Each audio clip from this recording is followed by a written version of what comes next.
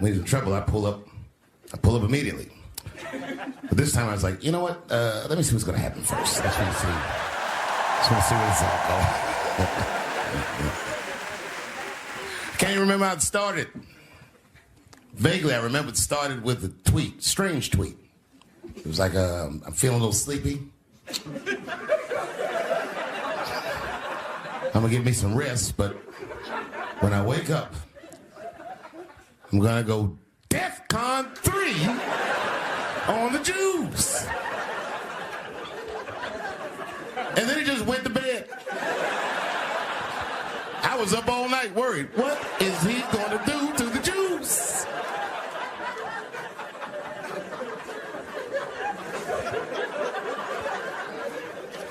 I grew up around Jewish people. I have a lot of Jewish friends. So I'm not freaked out by your culture. I know a little bit about it just from hanging around. Be like, yo, let's go out at school tomorrow. They'll be like, we can't go out. It's Shana tomorrow. I'm like, where? What is Shana?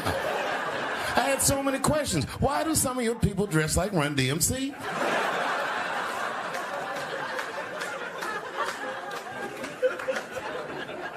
When Kanye woke up from that nap, he went right to work.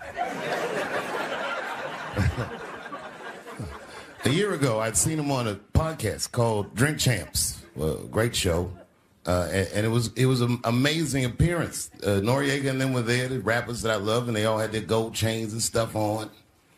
And Kanye said, only millionaires wear chains. They said, what? He said, I'm a billionaire. Billionaires don't wear their money on their body. I tucked my chain and I said, oh, snap.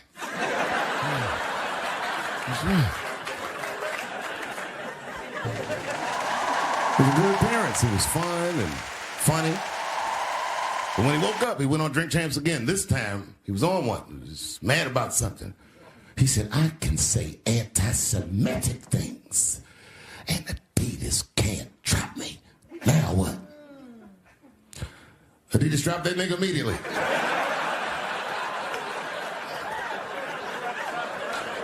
Ironically, Adidas was founded by Nazis.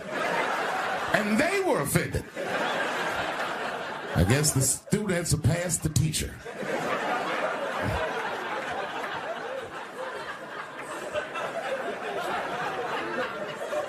It's a big deal. He had broken the show business rules. There's just a rule. You know, the rules of perception. If they're black, then it's a gang. If they're Italian, it's a mob. But if they're Jewish, it's a coincidence, and you should never speak about it.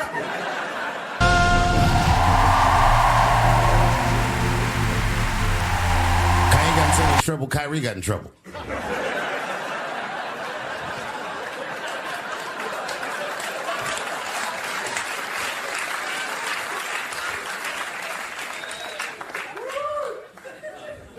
Kyrie Irving posted a link to a movie that he had seen on Amazon. No caption on the post or nothing like that. But apparently this movie had some, I don't know, anti-Semitic tropes or something. And it was some weird title like From Hebrew to Negro or something. And the NBA told me he should apologize. And he was slow to apologize. And then the list of demands to get back in their good graces got longer and longer. And this is where, you know, I draw the line. I know the Jewish people have been through terrible things all over the world, but you can't blame that on black Americans. You just can't. You know what I mean? Thanks to one person that said me. A fair punishment would be he should just post a link to Schindler's List and y'all write your own captions.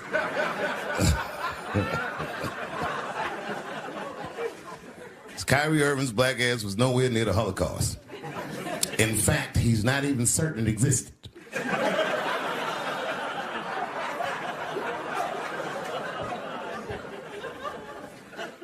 I saw one news pundit screaming about Kanye. She said, mental health is no excuse for that type of language. Yes, it is, bitch. You can kill somebody if you're mentally ill. Listen, okay, I don't think Kanye is crazy at all. I think he's possibly not well.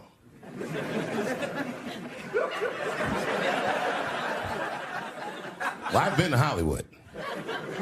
I don't want y'all to get mad at me. I'm just telling you. I've been to Hollywood. This is just what I saw.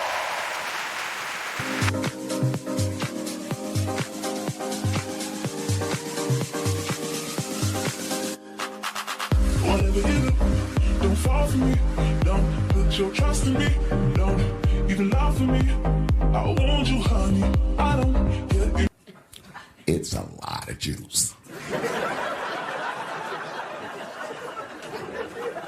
Like a lot. But that doesn't mean anything. You know what I mean? There's a lot of black people in Ferguson, Missouri. Doesn't mean we run the place.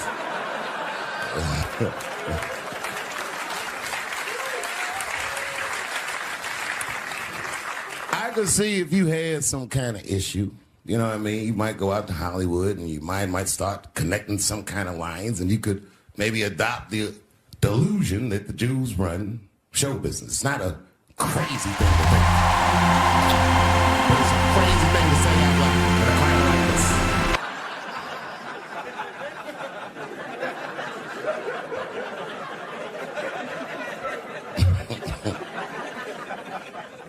Now the midterms are over, and it's crazy climate. And I got to tell you, I feel like this midterm, like all of humanity depends on it.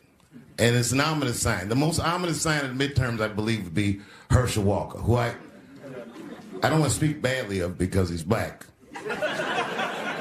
But I have to admit, he's observably stupid.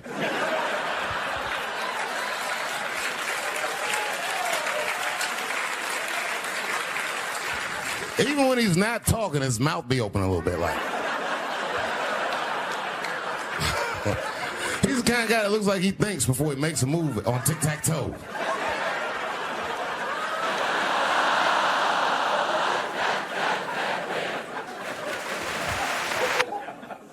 And I'm watching the news now, they're declaring the end of the Trump era. Now, okay, I can see how in New York you might believe this is the end of his era. I'm just being honest with you. I live in Ohio amongst the poor whites. A lot of you don't understand why Trump was so popular, but I get it, because I hear it every day. He's very loved. And the reason he's loved is because people in Ohio have never seen somebody like him. He's what I call an honest liar. Well, I'm not joking right now. He's an honest liar. That first debate, I've never seen anything like it. I've never seen a white male billionaire screaming at the top of his lungs, "This whole system is rigged," he said. And across the stage was a white woman, Hillary Clinton and Barack Obama, sitting over there looking at him like, "No, it's not." I was like, "Now, wait a minute, bro. It's what he said." And the moderator said, "Well, Mr. Trump, if in fact the system is rigged, as you suggest, what would be your evidence?" You remember what he said, bro? He said, "I know the system is rigged because I use it." I said, "God damn." And then he pulled out an Illuminati membership card and chopped a line of cocaine up and did it right into the podium.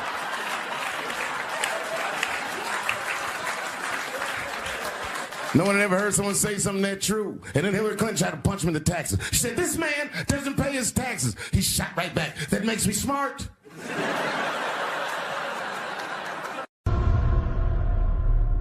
I came back here where I started because I will shoot my final Netflix special tonight.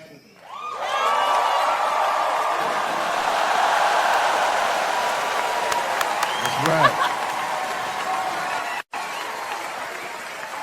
And after this shit, it's time to make America wait again. I've done too well. You know, if you black in show business and do too well, it's scary, nigga. Like, you got to get the fuck out of the casino while the getting's good, while you're still winning. If you don't walk away from the table, well, that's how niggas get Kevin Harted. You already know. That's my man. I'm just saying, if he got a sex tape out, well, it's just a matter of time for me.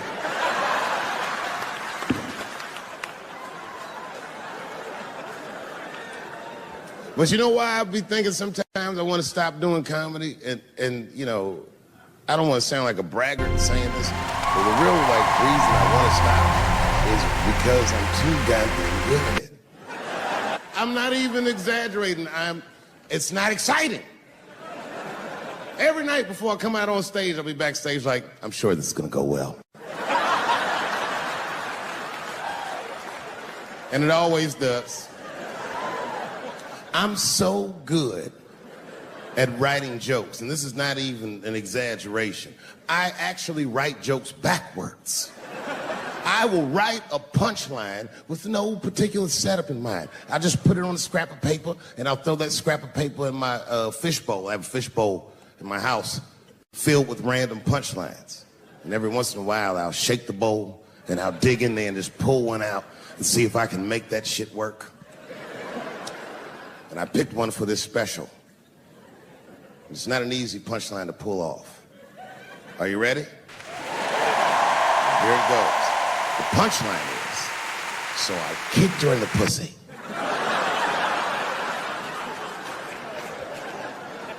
I haven't finished the joke yet. I just know whatever happens in the beginning of the joke, at the end of the joke, for some reason, I'm gonna kick somebody in the pussy. And it's going to be hilarious. And you know what's weird? I've always remember a time when I wasn't.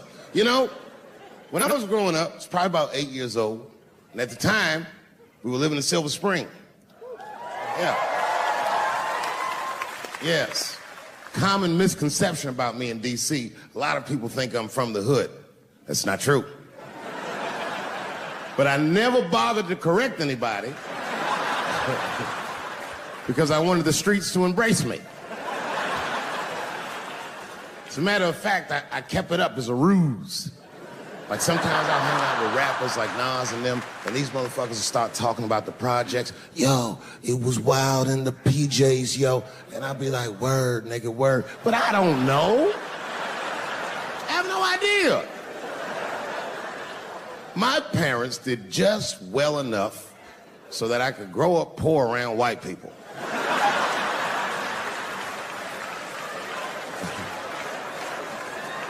And to be honest, when Nas and them talk about the projects, nigga, I used to get jealous because it sounded fun. Everybody in the projects was poor, and that's fair. But if you were poor in Silver Spring, nigga, it felt like it was only happening to you. I know the pain of that first sleepover at a white friend's house. And you come back home on Sunday and just look at your parents like, y'all need to step your game up. Everything at Timmy's house works. Remember the first time you saw that? In a cold winter, and to be at a white friend's house and see the motherfuckers in their living room without their coats on?